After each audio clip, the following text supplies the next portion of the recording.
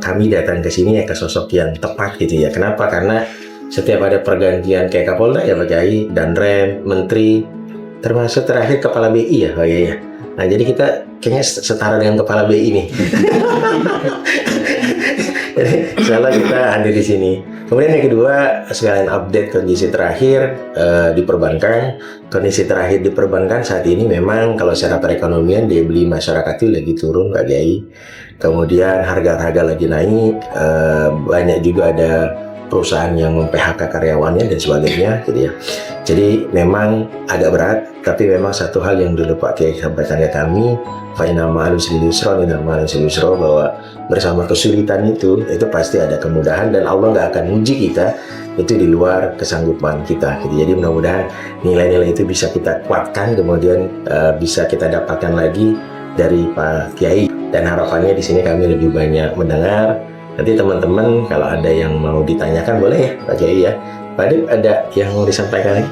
Coba ya, atau ada legend? Itu Pak Kiai kira-kira. Terima kasih. Assalamualaikum warahmatullahi wabarakatuh. Qala Allah Ta'ala fil Qur'anil Karim, a'udzubillahi samiil alim minasyaitonir rajim. Ud'u ila sabili rabbika bil hikmah wal mau'izatil hasanah wajadilhum billati hiya ahsan. Wa qala Nabi sallallahu alaihi wasallam ad-dinun nasihah.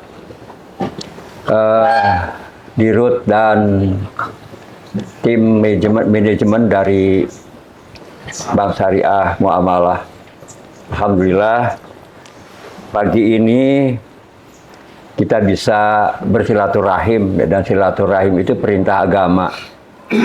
15 abad yang lalu Rasulullah menyampaikan, barang siapapun yang ingin dimurahkan rezeki dan dipanjangkan umur, sambungkan tali silaturahim. Modern, 15 abad yang lalu, dan ini terbukti. Dalam kaidah bisnis ada yang namanya no business without customer. Tidak ada bisnis tanpa relasi, dan relasi itu bisa terbentuk dengan silaturahim. Modern. Nah, di dunia ini kita butuh jejaring, kita butuh jaringan. Ya, dengan kita rajin silaturahim, itu pasti kita akan banyak memiliki jaringan.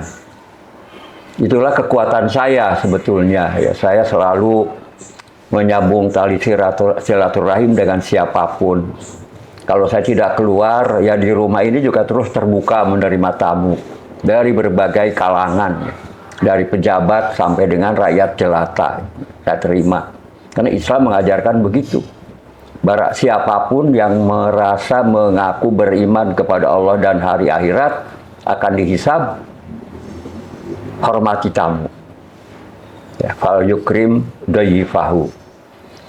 Nah, kemudian kita disampaikan oleh Dirut ya, bahwa memang kita ini, supaya kita tidak bingung dalam hidup ini, kita harus tahu kita ini berasal dari mana, mau kemana, dan ngapain, agar kita tidak misorientasi, kehilangan arah atau disorientasi. Kita semua berasal dari Allah. Kalau saja kita sering istirja, kalau ada yang wafat, kita diajarkan istirja, innalillahi wa inna ilaihi raji'un. Kita semua berasal dari Allah dan pasti kembali kepada Allah. Nah, jadi kita semua berasal dari Allah. Dari semula kita tiada. Sekian puluh tahun yang lalu kita semua tidak ada di muka bumi, dan suatu ketika juga, wallahu alam, berapa lama ya kita pasti kembali kepada Allah. Nah, kemudian kalau saja Nabi Adam tidak diturunkan ke muka bumi sebagai khalifah fil ard, niscaya kita semua lahirnya di surga, nggak perlu capek. Ya, asing ya. Ya, nggak perlu capek. Tapi karena Nabi Adam diturunkan ke muka bumi untuk memakmurkan bumi, maka kita lahir di bumi dan kita hanya sementara tinggal di sini. Oleh karena itu Allah bersumpah dengan yang namanya waktu, ciptaan Allah yang bernama waktu. Siapapun tidak bisa menciptakan waktu itu. Sekarang kita berada di penghujung tahun 1447 Hijriah. Hanya tinggal 5 hari lagi, kita akan masuk ke tahun baru 1448 Hijriah. Setiap waktu bertambah, umur kita berkurang. Bukan bertambah umurnya, tapi berkurang. Ya, oleh karena itu Allah bersumpah dengan ciptaannya yang bernama waktu berulang-ulang. Yang sering kita hafal, pasti hafal semua ayat ini, wal asr. Demi waktu, dari waktu ke waktu. Kita tidak tahu berapa lama kita diberi waktu oleh Allah. Wallahu alam. Tidak ada yang tahu. Tidak ada urusan dengan usia. Tidak ada urusan dengan sehat atau sakit. Kalau sudah waktunya, ya pulang. Jadi harus kita yakini bahwa dalam kehidupan ini, kita ini berproses menuju pulang. Setiap detik kita melangkah kemana? Ke kuburan. Setiap detik kita ke sana. Nah kemudian, sering saya ulang-ulang, kita ini bukan penduduk bumi. Penduduk bumi yang asli itu binatang. Binatang, karena dia penduduk bumi, begitu dia keluar dari perut induknya, dia tidak pakai adaptasi, langsung berdiri. Kita nggak bisa. Kita begitu keluar dari kandungan rahim ibu kita, kita adaptasi 1 tahun baru bisa berdiri. Adaptasi. Penyesuaian dari alam rahim ke alam dunia. Nah kemudian kita harus yakin seyakin-yakinnya bahwa kita ditugaskan ke muka bumi ini sambil menunggu pulang. Itu hanya satu. Wa ma khalaqtul jinna wal insa illa liya'budun. Tidak kuciptakan jin dan manusia kecuali untuk beribadah kepadaku, kata Allah. Apa Allah perlu ibadah kita? Na'udzubillahi min dzalik. Allah tidak perlu apa-apa dari semua makhluknya. Ibadah itu untuk mengumpulkan bekal buat mudik. Ibadah itu untuk keperluan kita. Karena bekal mudik itu beda dengan bekal di dunia ini. Kalau kita pergi ke luar negeri saja bekalnya beda kan, hukumnya beda, nilai mata uangnya beda, adat istiadatnya beda. Nah, apalagi pulang ke kampung halaman di akhirat sana. Jadi bekal kita itu hanya satu, ibadah itu. Apapun profesi kita. Kemudian sabda Rasulullah mencari nafkah yang halal itu setara dengan sabilillah. Jika kita gugur di dalam mencari nafkah yang halal, itu syahid. Syahidnya syahid dunia. Tidak diperlakukan seperti yang syahid akhirat. Ya. Nah, perjalanan pulang itu pintu gerbangnya apa namanya? Kematian. Semua kita akan lewat ke sana. Lalu kita menunggu di waiting room. Waiting room kita namanya apa? Alam kubur. Di alam kubur itu kita lebih lama tinggalnya dibandingkan kita di atas bumi ini. Ya. Dan itu perlu bekal yang banyak. Gitu. Nah, jadi ketika kita bekerja, berusaha apapun, sepanjang bernilai ibadah, itu syukuri. Ya. Banyak orang yang tidak paham, dia mengumpul-ngumpulkan harta. Ya, padahal yang dia makan itu cuma jadi kotoran doang, kalah sama luwak. Luwak makan biji kopi keluarnya mahal kan. Per kilonya puluhan juta itu. Nah kita, harta yang kita kumpulkan, jangankan rumah, jangankan mobil, HP aja nggak boleh dibawa. Emang ada orang meninggal bawa HP, mau miskol-miskolan gitu. Ada sebuah kisah, seorang pengusaha yang kaya raya tapi dia soleh. Dia pesan kepada anaknya, kalau ayah nanti wafat, pakaikan ayah kaos kaki yang butut gitu. Ya.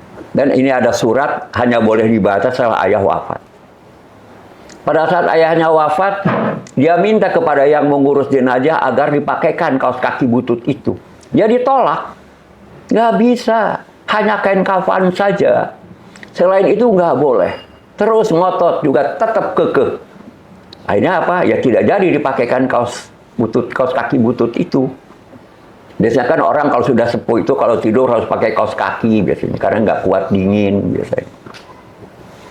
Nah, selesai pemakaman baru dibuka itu surat yang hanya boleh dibaca setelah ayahnya wafat. Seperti engkau lihat, katanya. Jangankan apa-apa, kaos kaki butut saja nggak boleh dipakai. Stargazer nggak dibawa. Itu ya, nggak ada. Ini kebanyakan orang karena bingung, ya, dia mau ngapain? Banyak rumah kosong tuh sekarang tuh. Rumah mewah, banyak yang kosong tuh, lihat itu di perumahan-perumahan mewah. Bahkan yang sudah banyak yang rubuh. Ya, lihat di sana di Pondok Indah, di Menteng, di Islamic Village. Ya, banyak rumah kosong. Rumah besar kosong. Ya, itu. Nah, oleh karena itu, mari kita bersama-sama terus yakinkan bahwa kita setiap detik kita melangkah menuju pulang kampung. Ya, harta kita nggak ada artinya apa-apa, kecuali 3 hal yang terus dividen yang ngalir. Itu pertama, sedekah jariah. Kalau yang belum punya harta untuk disedekahkan bisa dengan tenaga, bisa dengan pikiran, bisa dengan doa, ya, bisa dengan ilmu kita yang kita ajarkan. Nah, yang kedua, ilmu yang bermanfaat. Al-ilmu yuntafa'u bih. Setiap ilmu yang kita ajarkan dan diamalkan itu dividennya ngalir terus. Yang ketiga, waladun soleh yad'u lahu. Anak soleh yang selalu mendoakan. Soleh di sini. Kalau tidak soleh nggak ada gunanya juga. Untuk memiliki anak soleh mustahil kalau tidak dididik agama. Mustahil. Ya. Nah, oleh karena itu, sekarang ini kita melihat bagaimana seolah-olah ngapain sih belajar agama? Yang penting dapat ijazah jadi pegawai. Lupa bahwa pangkat tertinggi itu pensiun. Ya. Nah, kalau sudah pensiun, dia nggak bisa ngapa-ngapain lagi. Yang nanya nggak ada, yang undang nggak ada. Yang minta tanda tangan nggak ada. Yang minta tanda tangan nggak ada. Ya. Yang biasanya hormat segala macam ini cuekin gitu. Ya, ada seorang perwira tinggi setelah pensiun, ketika dia main tenis dikasihnya bola bekas. Cerita ke saya. Sedih katanya, saya setelah pensiun main tenis saja dikasihnya bola bekas. Kasih itu sama pensiunan, katanya. Sampai begitu. Kasih bola bekas. Kedengar sama dia. Itulah. Jadi dunia memang menipu. Ya, itu tertipu oleh dunia. Dia kejar-kejar pangkat tinggi, jabatan tinggi. Begitu pensiun habis. Bahkan ada orang yang di provinsi itu mungkin pejabat terkaya dia. Karena ngatur keuangan seprovinsi. Begitu pensiun cuman nggak ada seminggu langsung stroke. Ya, nggak bisa ngomong, nggak bisa apa. Jangankan makanan mahal, makanan yang nggak ada harganya, garam aja nggak boleh dimakan. Duit banyak, makanan banyak, tapi garam aja nggak boleh dimakan. Mobil mewah nggak bisa dipakai, pakai kursi roda. Rumah mewah nggak diisi karena dia bolak-balik ke rumah sakit. Ya. Nah itu makanya jangan sampai kita kehilangan tujuan, ya, bahwa tujuan hidup kita hanya satu, yaitu kembali pulang kampung, mudik. Dan membawa bekal itu dari ibadah kita. Banyak orang datang ke sini ngeluh, ya.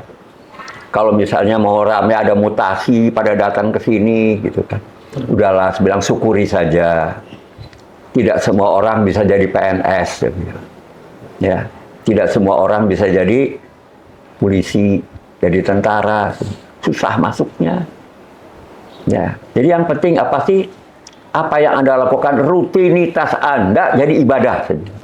Itu yang penting.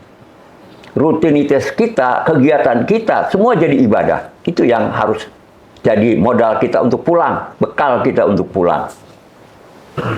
Ya. Nah, kalau ini kita pahami bahwa kebaikan kita untuk kita, keburukan kita juga kembali kepada kita, insya Allah hidup kita akan hati-hati. Tidak akan ceroboh, tidak akan gegabah. Ya. Coba duit yang banyak itu yang sekarang korupsi triliunan itu mau diapain? Ditaruh di bank, nggak berani dia, takut dicatat PPATK. Ya, dibelanjakan pakai nama orang lain, dia juga ketakutan. Di rumah takut Ya, terus di rumah bikin apa? Bunker.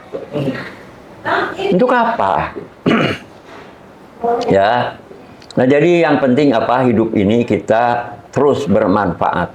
Tahadusan bini mah, saya ini usia pensiun lah. Saya lah pensiun dari dunia usaha itu dari tahun 2008. Saya resign. Tapi alhamdulillah masih orang banyak yang undang. Masih banyak orang yang datang minta nasihat. Dari pejabat tinggi sampai ke rakyat jelata. Artinya apa? Saya syukuri itu semua. Kenapa? Artinya saya masih bermanfaat. Kalau saya sudah tidak bermanfaat, siapa yang mau datang? Ya, siapa? Nggak ada orang datang. Yang undang nggak ada gitu. Ini undangan pernikahan itu numpuk. Ya, belum undangan-undangan acara-acara kegiatan-kegiatan misalnya mahasiswa apa segala macam gitu. Pak Adib undangannya dikasih. Ya, Pak Adib katanya mau ada undangan. itu undangan numpuk gitu. Ya, sehari bisa tiga undangan saya. Tapi bukan saya jadikan beban, tapi saya jadikan apa? Itu. Saya syukuri, makanya saya sehat. Kalau kita bersyukur, kata Allah, tambah. Ya, kalau kita kufur, azab. Azab itu bukan kemudian yang tadinya kaya jadi miskin, bukan seperti itu. Tapi dia sudah tidak bisa menikmati, jangankan apa-apa, dirinya sendiri aja udah nggak bisa menikmati. Itu tadi, ya makanan udah nggak ada yang enak. Nggak boleh dimakan ini, nggak boleh dimakan itu. Itu azab. Artinya apa? Azab yang Allah berikan kepada siapapun itu adalah dia sudah kehilangan segala-galanya lah. Untuk dirinya aja sudah susah. Nah, jadi diharap rekan-rekan sekalian, sepanjang kita melaksanakan rutinitas kita bekerja apapun, ngurusi keluarga, ya bermasyarakat, dalam rangka apa, sepanjang itu bernilai ibadah, lakukan dengan antusias, dengan semangat. Antusias itu dari bahasa Yunani antheos, bersama Tuhan. Ya, jadi bahasa kita kan jadi antusias. Dalam Al-Quran di surat Al-Quraisy itu, ya, falyabudu rabb hadzal bait, beribadahlah kalian kepada pemilik Ka'bah. Ya, yang sempat mau dihancurkan oleh bangsa Yaman yang membawa pasukan gajah, tapi dihabiskan pasukan gajah itu oleh burung ababil di surat Al-Fil itu. Makanya surat Al-Fil itu digandeng dengan surat Al-Quraisy. Ya, digandeng. Nah, beribadah kepada pemilik rumah ini, Ka'bah. Allazi at'amahum min ju'. Dialah yang memberi kalian makan agar tidak kelaparan. Ya. Wa amanahum min khauf. Dan yang menciptakan keamanan agar kalian tidak merasa ketakutan. Coba di wilayah di negara lain, misalnya di wilayah lain, ya, kita di sini tenang, tenteram, bersyukurlah itu. Bayangkan kalau kita dikasih gempa yang kayak terjadi di banyak di Filipina, tapi ke Sulut kena kan? Iya. Ya, acak-acakan itu. Allah yang jaga itu semua. Makanya apa yang mau kita sombongkan? Gak ada yang kita sombongkan. Kemudian oksigen. Siapa yang bisa bikin oksigen? Kebutuhan oksigen kita menurut para ahli 2.880 liter per 24 jam. Kalau 30.000 aja per liter, silahkan hitung. Hampir 7 miliar itu satu bulan gratis. Ya, gratis. Oksigen kalau tidak ada, air pun hilang. Kenapa? Karena rumus kimia air itu apa? Persenyawaan antara H2 dan O2. Kalau O2 tidak ada, H2 juga jadi uap lagi. Sekian detik aja oksigen hilang, air hilang. Ya. Nah, bagaimana cara Allah menciptakan oksigen? Melalui fotosintesa antara sinar matahari dengan hijau daun, dengan klorofil. Ya. Coba, apa yang mau kita sombongkan? Oleh karena itu, kita terus-menerus bersyukur bahwa kita oleh Allah masih diberi napas gratis, tidak ada tagihan rekeningnya kan? Coba kalau ada tagihan rekening kayak listrik 3 bulan nggak bayar dicabut gitu. Coba, ya. Coba, ayo. Waktu COVID tahun 2019, 2020, kan oksigen hilang, ya mahal, 1,5 juta per liter. Sehingga saya harus menghadap Dirut KS ketika itu untuk meminta agar untuk wilayah Banten oksigennya digratiskan. Ya, kata Dirut KS ketika itu Pak Silmi Karim, silakan Pak Mbay kirim saja kendaraannya ke sini, akan kita isi gratis. Ya. Bayangkan kalau 1,5 juta per liter, kayak apa coba? Apakah bisa kebeli gitu? Itu ya, jadi dalam menjalani hidup ini hanya satu, syukuri yang ada. Syukuri yang ada. Jangan membanding-bandingkan kita dengan siapapun. Karena Allah sudah mengatur semua kehidupan kita. Dan kita pun diberikan kebebasan untuk berusaha. Ya. Bahkan diberikan kebebasan untuk beriman ataupun kafir gitu. Faman syaa'a falyu'min. Faman syaa'a falyakfur di surat Al-Kahfi gitu. Kalau mau beriman, berimanlah. Kalau mau kafir, kafirlah. Ya. Allah nggak rugi, nggak untung gitu. Nah, oleh karena itu, ya ketika kita di hidup ini, Allah dengan tegas menyampaikan, walana buluwannakum bisyai'im minal khauf wal ju' wa naqsim minal amwal wal anfus was samarat wa basyiris sabirin. Dan sungguh, ya lamnya lam taukid itu, kalian akan diuji ya, dengan berbagai kegelisahan. Ya, sekarang lagi gelisah kan mikirin suratnya OJK gitu. Waju dengan rasa lapar, dengan kekurangan harta, kekurangan jiwa, dan kekurangan buah-buahan. Dan yang peceklik. Berikan berita gembira, kabar gembira kepada orang-orang yang sabar. Itu ininya, solusinya. Solusinya sabar.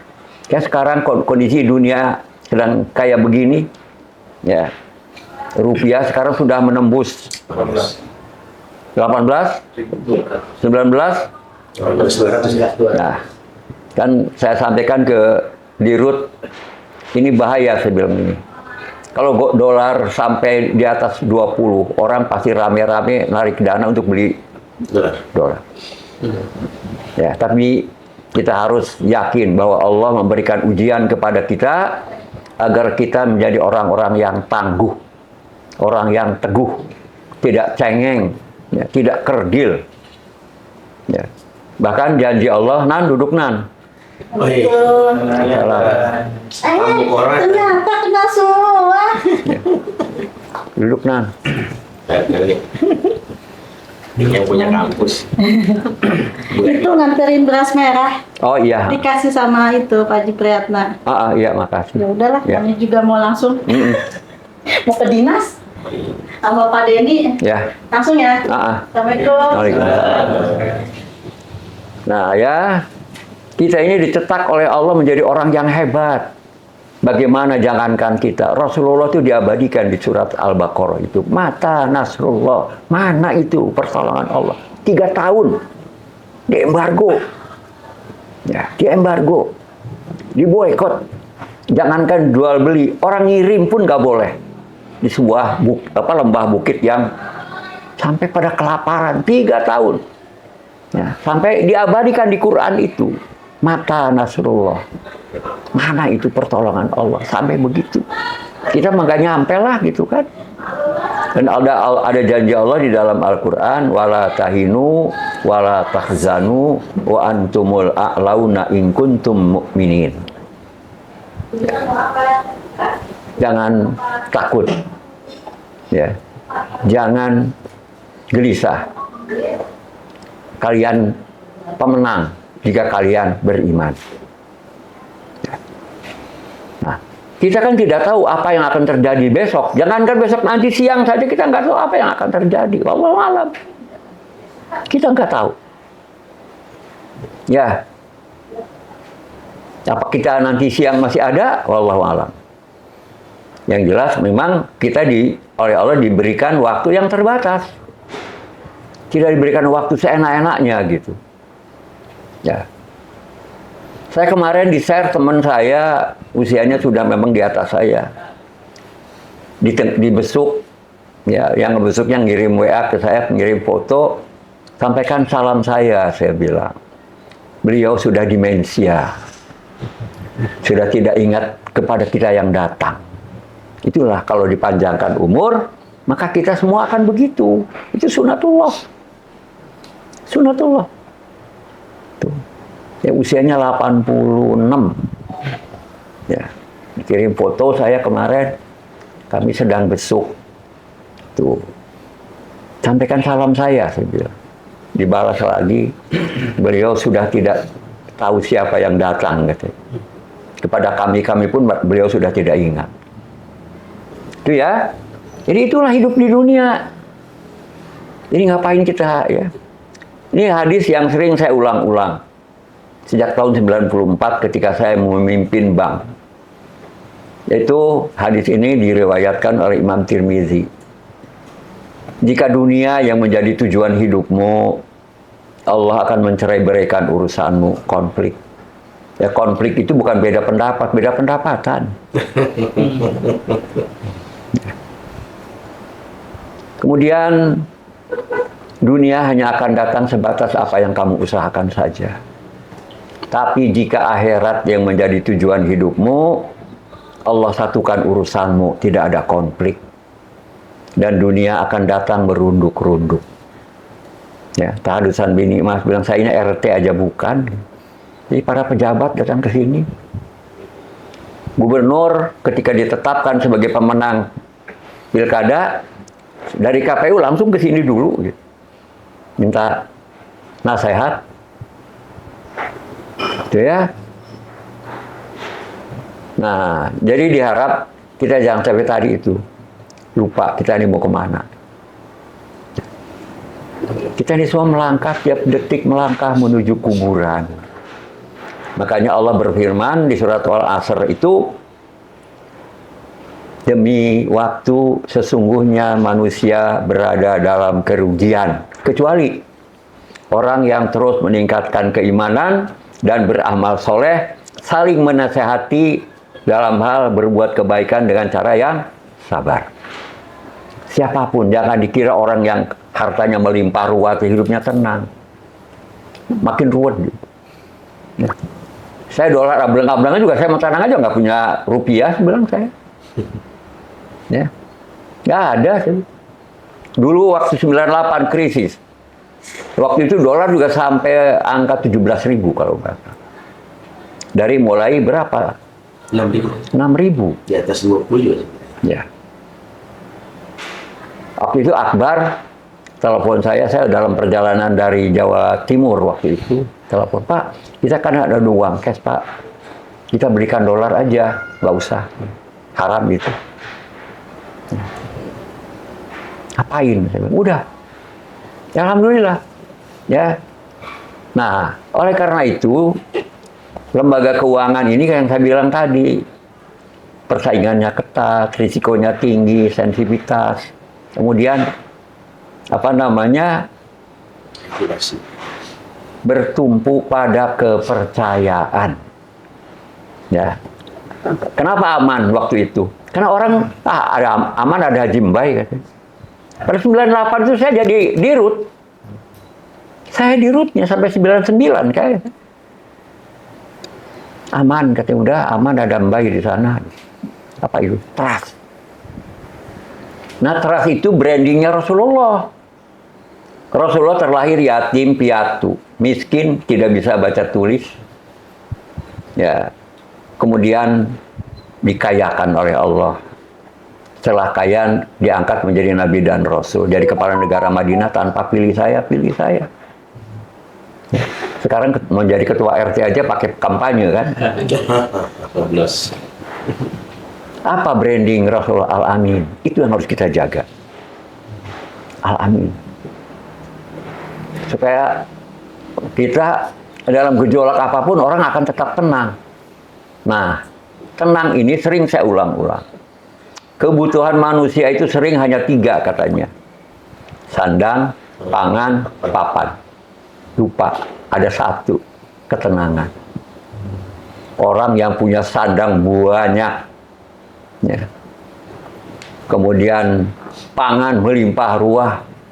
Papannya super mewah, rumahnya pakai remote control semua. Tapi nggak tenang, nggak ada gunanya. Ya, rumahnya dijagain security 8 orang gitu. Tiap malam dia ngintipin security-nya. Jangan-jangan tidur tuh security. Jadi akhirnya apa gitu? Dia tenang ya. Jadi kerjanya cuma ngintipin security dia. Ya. Coba makanan yang kita makan kalau nggak tenang, nggak dicerna, nah pencernaan kita nggak akan jalan. Makanya ada sebuah penelitian itu, penyakit itu 80% akibat pikiran. Ya. Nah, tidur pun nggak akan nyenyak gitu, nggak akan nyenyak kalau pikirannya ruwet. Makanya jangan lupa itu, ya, sandang, pangan, papan, tenang. Termasuk tujuan pernikahan itu apa? Ketenangan, litaskunu ilaiha. Agar kalian merasa tenang dan tentram bersamanya. Kalau nikah kemudian dia diruwet, pasti ada masalah di situ. Ada yang salah. Ya.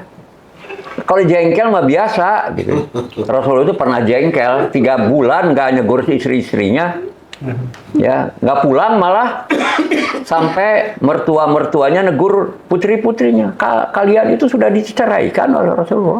Sampai begitu. Sampai akhirnya teguran Allah turun di surat ya Yuhan Nabi lima tuharrimu ma'ahalallah at-tahrim. Hai Nabi, mengapa engkau haramkan sesuatu yang sudah aku halalkan untukmu? Baru Rasulullah karena ditegur pulang. Biasa.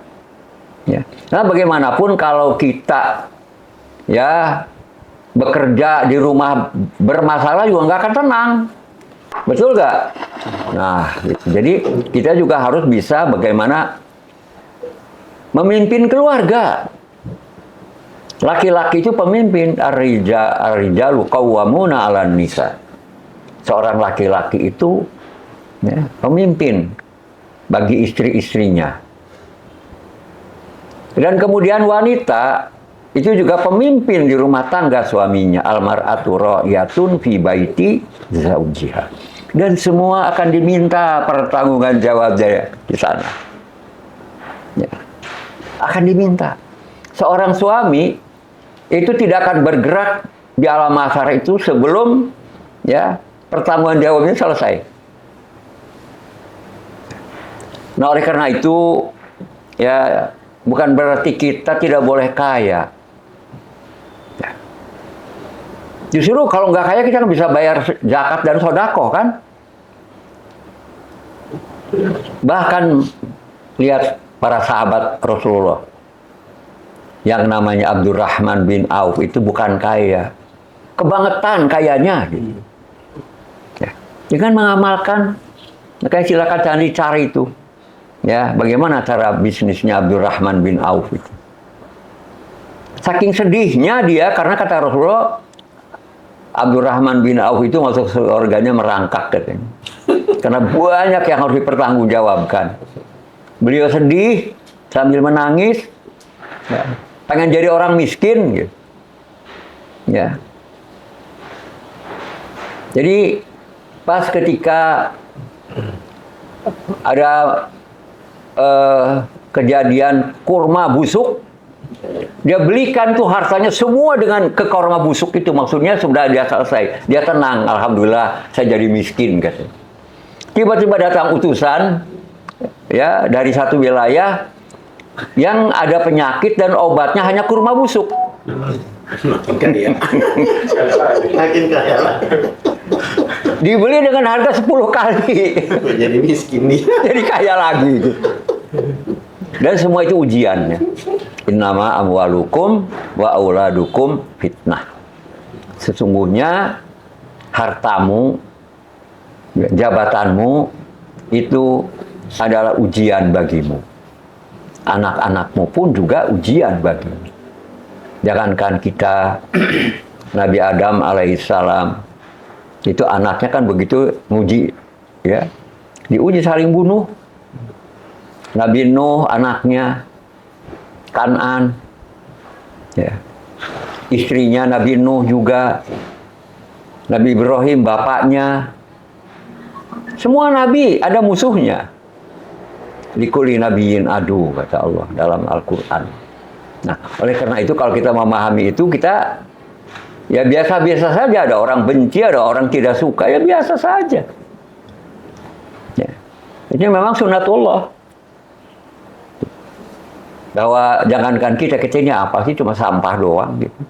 Ya, para rasul kekasih Allah aja ujiannya luar biasa.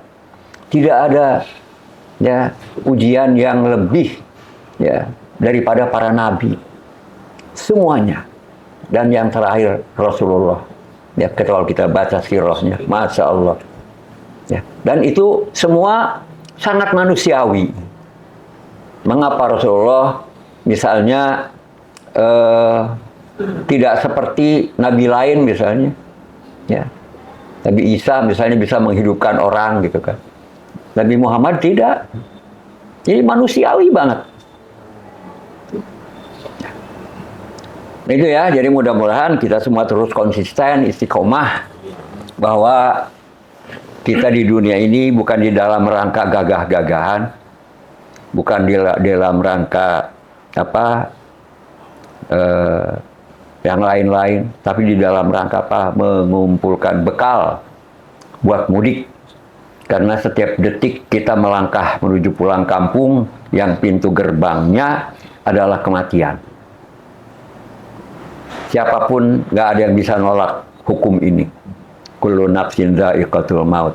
Orang yang mengaku kafir ateis pun nggak bisa nolak ini. Nah, setiap detik kita melangkah ke sana dan kita dalam rangka apa? Mengumpulkan bekal. Bekal agar kita tidak sedih ketika kita pulang kampung. Kan kemarin Ramadan ya, orang yang punya bekal luar biasa. Mobilnya tuh di bagasi kapnya tuh 3 meter. Ya, segala dibawa. Motor disambung-sambung. Kemana, Mang? Mudik. Semangat. Terus, Yes. Mang, mudik mah macet. Gak ada masalah, kata. Macet 2 hari 2 malam di jalan tol juga, kata. Yes. Ya, karena dia punya bekal. Tapi ada orang yang melenguk aja. Ketika orang lain pada sibuk mudik, dia nggak mudik. Saya, kenapa Mang nggak mudik? Nggak punya bekal. Sedih dia. Tapi kalau di dunia ini masih bisa diulang. Oh, tahun depan saya mudik. Tapi nanti pulang beneran, nggak bisa. Ya. Itu ya. Jadi itu yang harus kita jadikan patokan bahwa kita ini berasal dari mana, kemana, dan ngapain. Ya, jangan sampai kita kehilangan arah hidup ini seolah-olah hanya untuk ngejar jabatan, seolah-olah hanya untuk kumpul-kumpulkan harta, untuk makan-makan misalnya. Tidak dilarang kita kaya. Sepanjang kekayaan kita dipakai untuk menambah bekal mudik. Saya kira itu, ya demikian. Kalau nanti ada yang bertanya silakan. Hadanallahu wa iyyakum ila siratal mustaqim. Wassalamualaikum warahmatullahi wabarakatuh. Waalaikumsalam warahmatullahi wabarakatuh. Ketika pekerjaan itu orientasinya adalah untuk akhirat, alhamdulillah kalau orang bank itu kan saudara tetangga menilainya punya uang. Nih, kerja di bank pasti punya uang kan gitu. Tetapi memang di dalamnya yang ketika memang menghadirkan bahwa dengan keikhlasan itu alhamdulillah timbul keberkahan. Tadi ada satu kunci yang disampaikan ke Kak Kris adalah rutin silaturahim ya Pak Haji ya. Nah ini yang kadang memang tantangan kita saat ini ya, memang karena sudah dimudahkan dengan HP, media sosial gitu. Terkadang budaya silaturahim itu apa ya, ini diri saya dan mungkin teman-teman sekalian juga agak susah nih Pak Haji gitu. Dengan godaan mungkin ya media sosial dan sebagainya kan gitu. Kalau orang dulu saya masih ingat betul, kalau orang dulu tuh apalagi pas hari raya Idul Fitri itu anak-anaknya tuh diarahkan, itu saudara kamu ya. Tapi justru saat ini yang dianggap saudara tuh yang mampu. Bahkan kalau orang kaya itu konon katanya banyak orang baik datang kan gitu. Gitu ngaku-ngaku wah saudara dan sebagainya gitu. Nah barangkali bisa memberikan satu nasihat nih Pak Haji, karena memang silaturahim yang memang menjadi kebiasaan orang dulu juga, orang tua kita dulu juga, saya mungkin mulai ditinggalkan. Kemudian kira-kira nasihat untuk kami semua sebagai generasi dan tantangan saat ini gitu Pak Haji ya.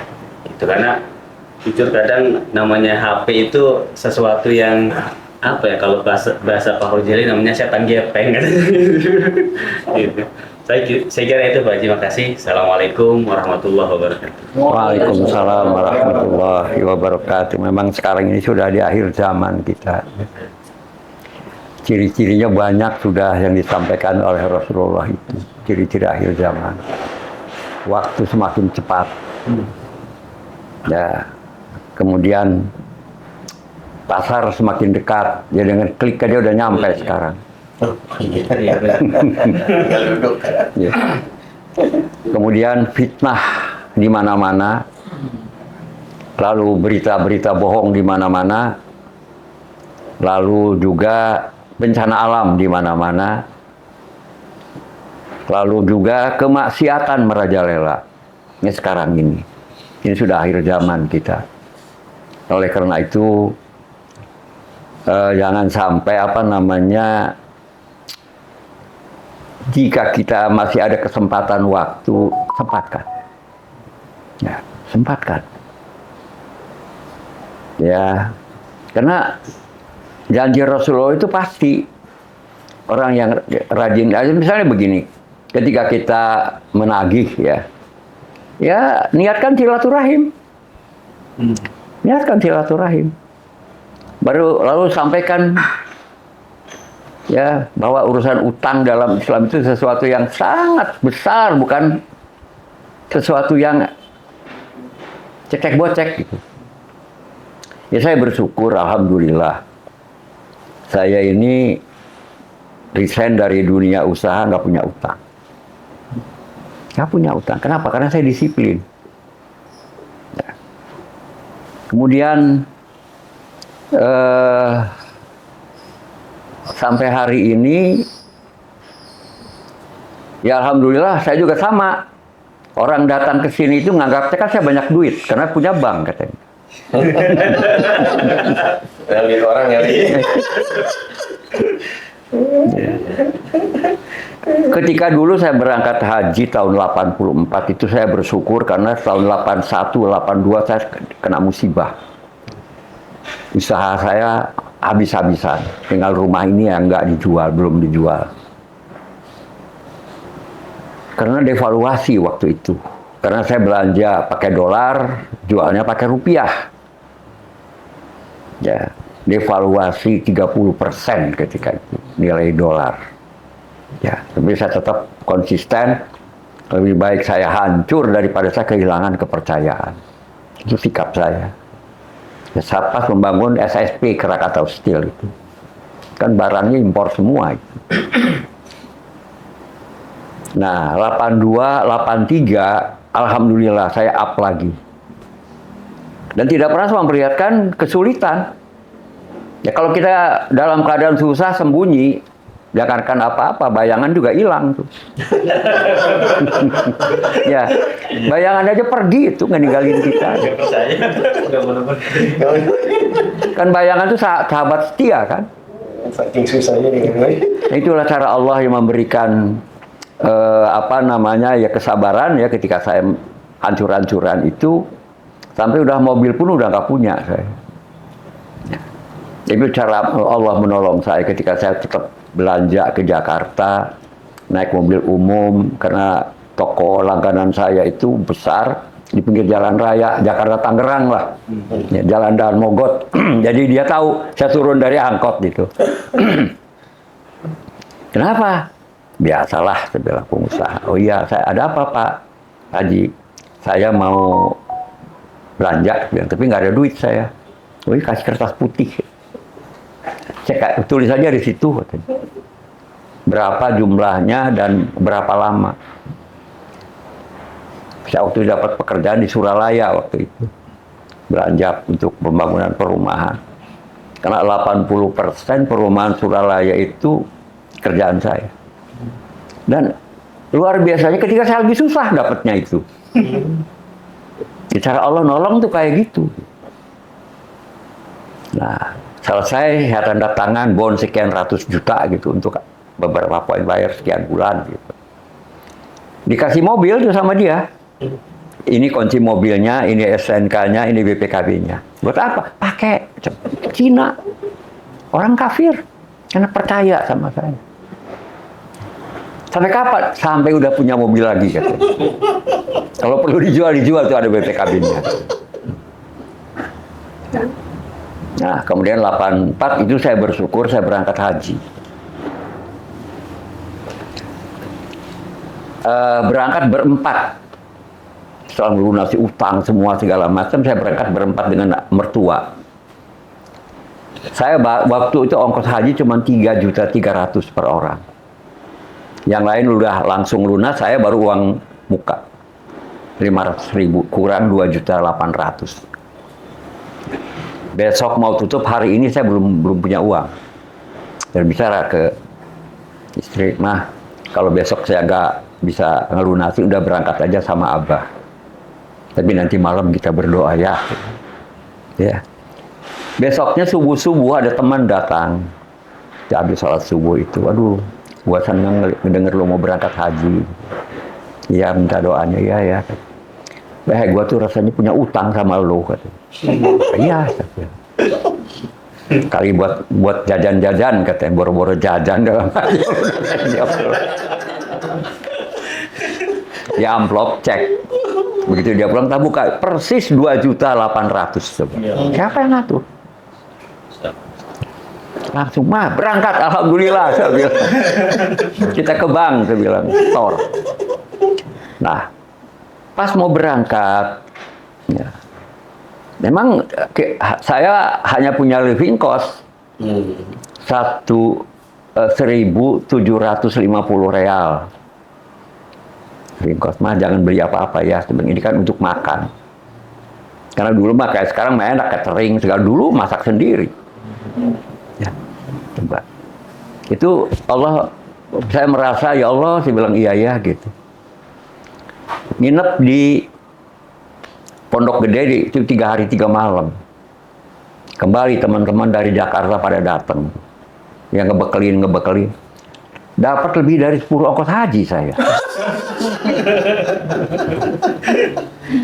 Ya Allah, saya bilang. Bisa 10 orang lagi. Iya. Nah, ternyata orang-orang mayoritas kan jemaah haji itu orang kampung. 80% itu orang kampung. Uangnya pada hilang, kena copet. Kan sehari taksi itu, ya dia wudhu ditantolin hilang. Gitu. Saya pulang sholat subuh pada nangis. Ada apa? Duh, gimana ya katanya uang hilang semuanya. Terus gimana mau bayar dam segala macam. Perlu berapa? Tak bagi-bagi lagi habis tuh. Ya sudah kembali ke nol gitu kan. Sudah Mas bilang, usah beli apa-apa ya, udah buat makan aja kita. Kalau saya bawa mertua kan gitu. Sampai Mekah, padahal saya waktu itu 84 itu saya belum terkenal seperti sekarang kan. Tapi aneh, mukimin itu pada datang. Pada datang nengok. Jadi di pondokan saya itu kayak warung, gua lah macam ada gitu. Terus mereka nitip uang, Kak, nitip ya, katanya yang buat ibunya, kalau yang belum punya keluarga ini buat istri. Boleh dipakai, pakai aja, katanya. Yang penting di sana nanti kakak, oh iya, saya bilang. Besar lagi duitnya saya, banyak lagi. Akhirnya saya bikin pengumuman, siapa yang masih kurang duit, ngomong sama saya. Itu jamaah iya ya, hambai mah duitnya nggak habis-habis. Jadi betapa maha kayanya Allah. Itu ya. Nah, jadi seperti itulah gitu. Karena saya dianggap orang yang tadi itu banyak duitnya gitu. Jadi sekarang pun begitu. Ya, orang datang ke sini minta tolong, minta ini, yang orang terlilit utang segala macam apa segala macam. Ya, orang yang kehabisan ongkos. Kalau ada jemaah yang ikut sholat, orang baru, dia selesai dia nyamperin, Pak, saya mau pulang ke Bandung, mau pulang ke Jawa Tengah atau ke Jawa Timur, Pak, kehabisan ongkos. Tapi saya syukuri itu. Nah, di awal, memang saya dengan istri kan berbeda ya, hanya latar belakangnya saya kan aktivis sejak SMP saya sudah terbiasa lah Ustaz. Begitu berumah tangga, masih tetap kayak gitu kalau saya kan. Istri kan juga, ngapain sih? Gitu. Saya bilang, bersyukurlah kita didatangi, bukan kita mendatangi. Kita didatangi. Kemudian, apalagi mau lebaran. Ya, lebaran itu, ya tiap orang datang ke sini dari mana-mana. Ya, saya kasih apa? Yang saya punya aja saya kasih. Ya. Padahal ya saya juga pas hari lebaran itu buat beli bensin aja nggak punya gitu. Jadi kan ngeluh-ngeluh juga. Bersyukurlah kita ditakdirkan memberi bukan meminta. Ya. Itu yang membuat saya sehat gitu. Jadi nggak pernah saya ngeluh, nggak pernah. Ini namanya ujian, ya. Ya ujian kalau berupa harta mah udah inilah. Ya kan saya diuji oleh anak saya kan. Anak pertama saya kan. Tapi saya tetap sabar. Ya, nggak ada manusia yang nggak diuji tuh, nggak ada. Itu sudah ketentuan Allah. Jadi hidup ini kita diuji dengan masalah. Kalau nggak mau punya masalah ya jangan hidup. Sederhana kan. Jadi hidup ini berbanding lurus dengan masalah. Kalau masuk neraka lebih bermasalah lagi. Ya? Masalah lagi. Ya, yang tadi sepanjang kita diberi masalah, kemudian kita berupaya, kemudian kita pasrahkan total kepada Allah, Allah yang menyelesaikan. Ya. Ini keyakinan kita yang mungkin perlu kita tingkatkan terus. Ya. Nah itu ya. Jadi siapapun kita pasti kita akan ketemu dengan masalah. Nah kemudian ya tadi itu. Ketika kita didatangi orang, ya orang kan silaturahim dengan kita. Ya. Kita hormati. Bahkan bukan orang muslim saja, orang-orang kafir datang ke sini. Kalau ada masalah, contoh waktu masalah gereja Cilegon, ya para pendeta kan pada ke sini. Saya terima dengan baik. Mereka sampai, Pak, kok Bapak bisa terima kami dengan baik? Karena di Cilegon dia dimarah-marahin orang terus ya. Pada ini dia Loh, kita saudara, saya bilang. Saudara dari mana, Pak? Apa Bapak Ibu keturunan teori Darwin? Bukan. Oh, sama dengan saya, dari Adam. Adam yang Allah ciptakan tanpa ayah, tanpa ibu. Nabi Isa kan masih punya ibu. Nunduk. Ada apa? Cerita dia soal penolakan gereja, bla bla bla. Oke. Itu bukan masalah agama. Agama Islam itu tidak mengajarkan membenci agama apapun. Karena pada dasarnya Allah tidak berkehendak menciptakan manusia beriman semua. Kalau Allah berkehendak menciptakan manusia beriman semua, apa susahnya buat Allah yang maha gagah perkasa itu? Satu detik pun terlalu lama. Tapi dunia sepi. Terus Bapak Ibu mau khotbah sama siapa? Saya mau dakwah sama siapa? Adanya penyakit itu kan dokter kalau nggak ada penyakit ngapain? Ya. Jadi semua dipasangkan oleh Allah. Nah, contoh teman saya yang punya jalan-jalan sering di sebuah negara yang terkenal dengan negeri teraman di dunia. Karena negeri teraman, dia ke kamar kecil, karena zaman dulu belum ada HP, sekarang bisa jadi kamera segala kan. Ditinggal tuh di tempat duduknya di bandara, dia ke toilet, balik lagi hilang kok kameranya. Dia komplain ke polisi di sana. Mana katanya negara Anda teraman, kenapa kamera saya hilang? Ketawa polisinya. Kalau nggak ada pencuri, buat apa ada saya? Katanya.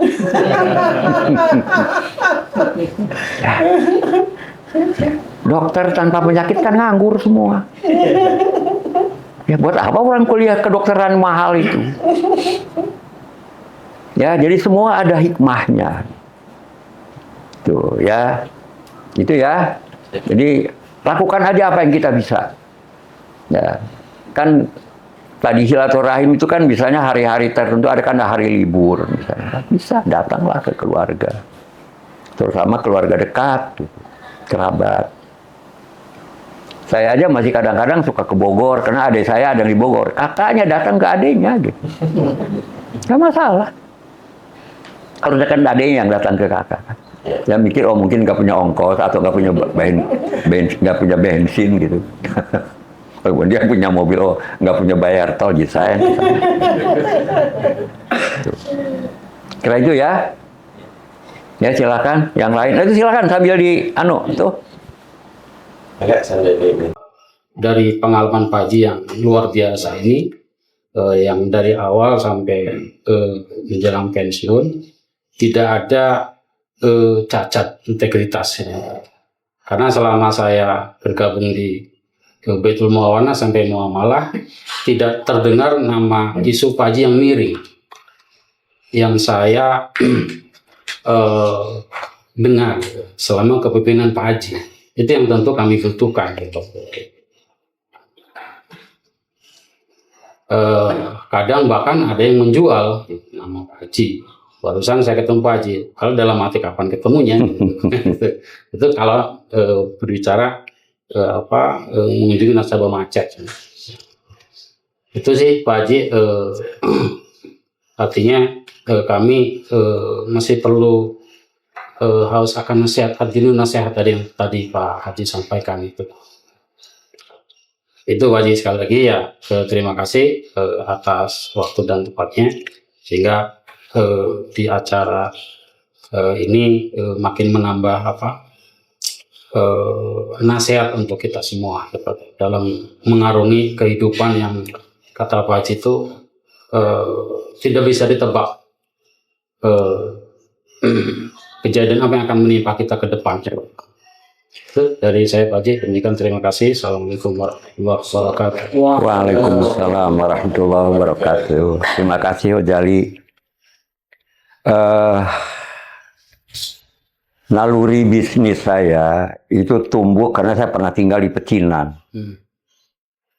Di Royal itu. Saya sejak SR ya sampai selesai kuliah, saya di situ. Setiap hari saya melihat anak-anak Cina itu kan nggak pernah pikir cari kerjaan mereka. Ya. Lebaran bulan puasa kita yang lapar, mereka yang jualan takjil. Lebaran kita yang puasa, mereka jualan baju. Tahun baru, ajaran baru, mereka jual buku. Terus begitu. Nah, jadi pengaruh lingkungan itu ternyata luar biasa.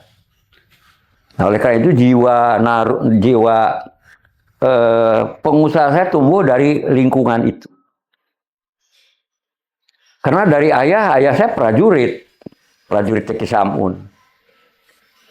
Ya, ibu saya guru ngaji. Di tengah-tengah masyarakat Cina itu ibu saya ngajar ngaji malah. Nah, sekarang banyak mu'alaf. Banyak mu'alaf. Makanya setiap tahun karena banyak mu'alaf di situ, saya selalu motong korban di bon sayur itu di Royal, di belakang Royal. Nah, ternyata mereka itu yang tidak pernah baca hadis, tidak baca Quran, perilakunya seperti itu. Mereka jujur. Ya. Kalau hari ini janji besok. Kalau barang bagus. Barang cacat. Sebenarnya mereka nggak pernah baca hadis, nggak pernah baca. Karena Islam itu agama fitrah. Kalau orang kembali ke fitrah, dia masuk Islam sebetulnya. Nah, kita malah melawan fitrah gitu, kebanyakan. Akhirnya apa yang terjadi? Jadi resah itu. Ya.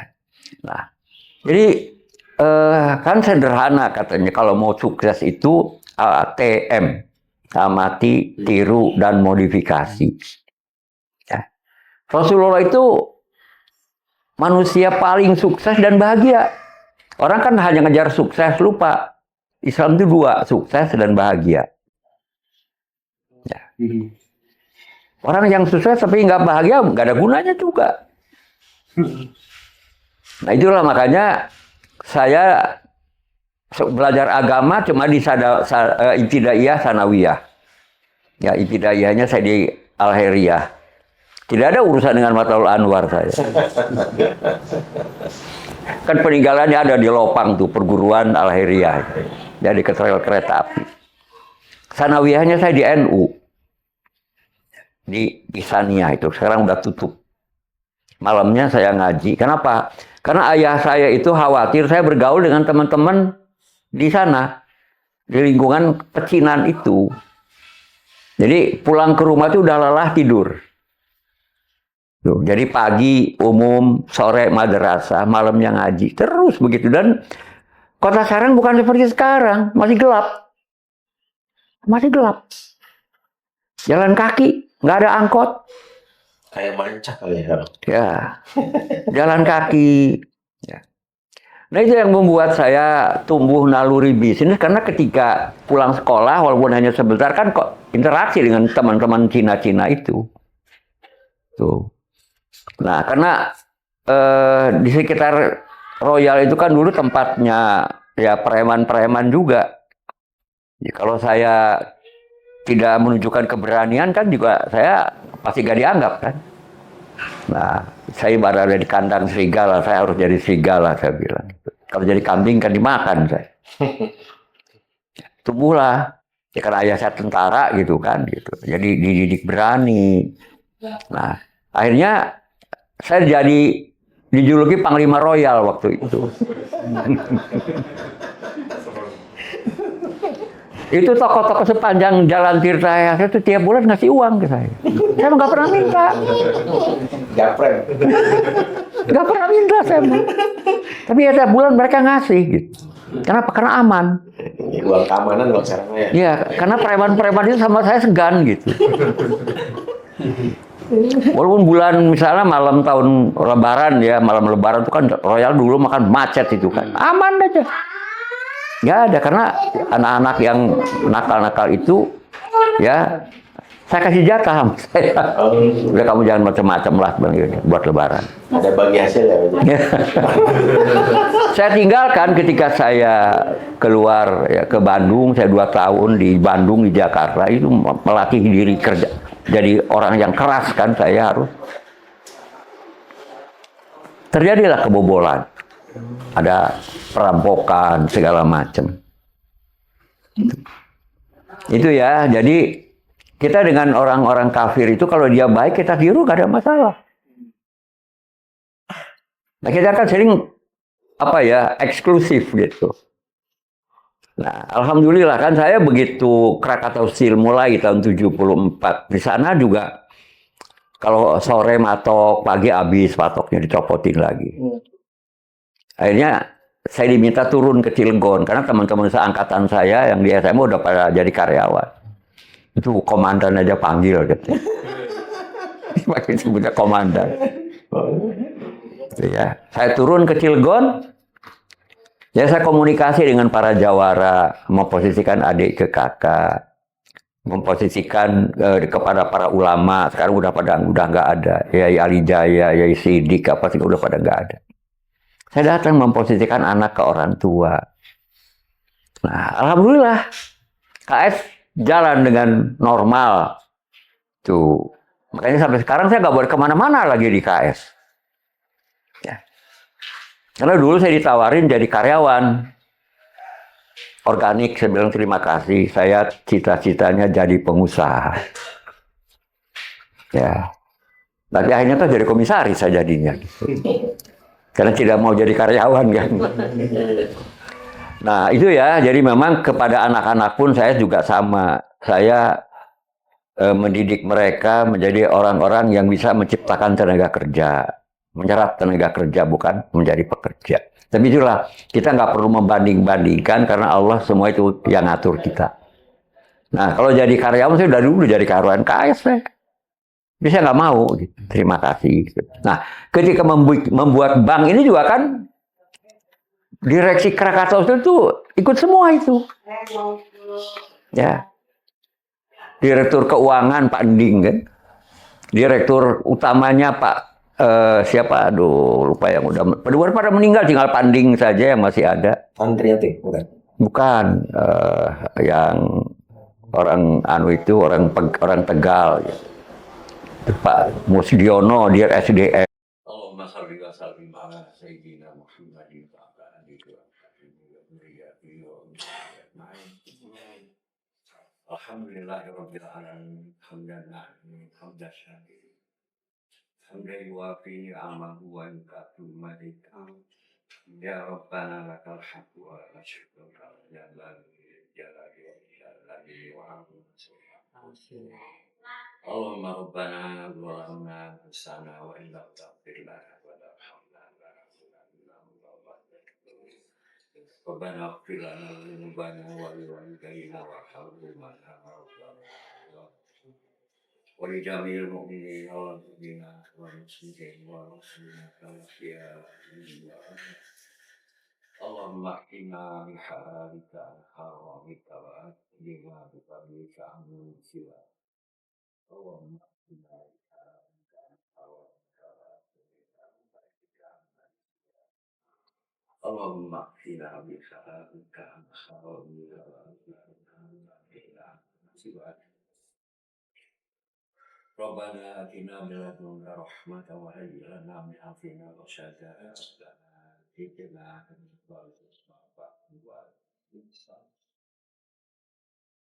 Rabbana Rabbana iftah bainana wa baina qaumina bil haqqi wa anta khairul fatihin Allahumma ya Allah ya alim ma fi sudur akhbirna ya Allahumma lakal hamdu ilaika mustaqana wa anna al-musta'an wa ma hawla wa quwwata illa billah Allahumma inna na'udzu bika min al-hammi wal khazani wa bika min al-ajli wa bika min al-wajhi wa Rabbana taqabbal minna innaka antas samiul 'alim wa tub 'alaina innaka antat tawwabur rahim Rabbana atina fid dunya hasanah wa fil akhirati hasanah wa qina adzabannar wa adkhilna jannata ma'al abrar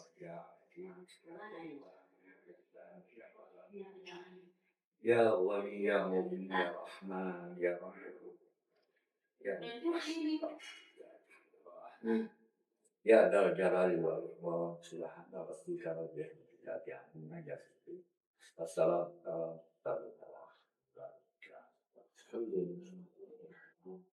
Alhamdulillah Rabbil Alamin, dan termasuk dengan sholat berjamaah alhamdulillah.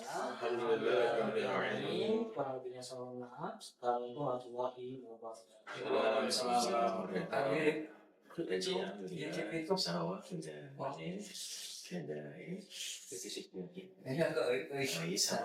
Ada karpet masjid ya. Oh ya. Di musola. Ya. Tapi tetap taruh di sini apa saya taruh di atas saja? Pas musola. Dia sebentar serahkan ke